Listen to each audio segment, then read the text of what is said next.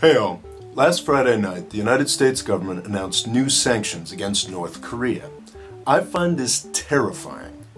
Before we start, I'd like to mention two things. First off, I have no love for North Korea. The North Korean government may be the only one in the world that is more dangerous than the United States. They are insane, they are unstable, and they are terrible to their own people. Second, the sanctions themselves are no big deal. They put financial pressure on some North Korean government institutions and block access to the US financial system for certain individuals. All of these entities and institutions have been involved in weapons sales. It's actually kind of surprising that these guys didn't have sanctions against them already. So my problem isn't with the sanctions themselves or their target.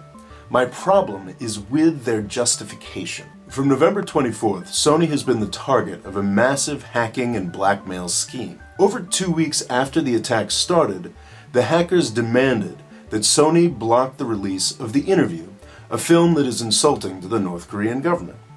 The FBI quickly announced that North Korea was responsible for these attacks.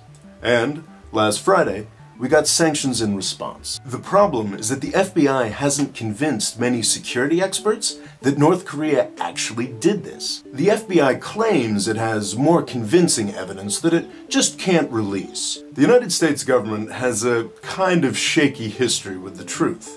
The wars in Vietnam and Iraq were both based on lies. This is the first time that the United States government has initiated sanctions against a country in response to electronic crimes. And that's what's terrifying.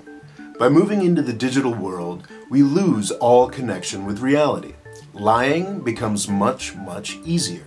Anybody with access to computers and angry teenagers can create an international incident.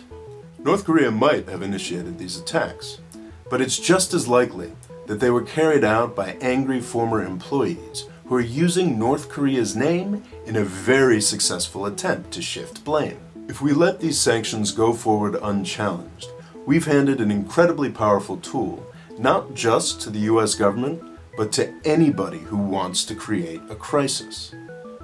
Not good. Thanks for watching. Please subscribe.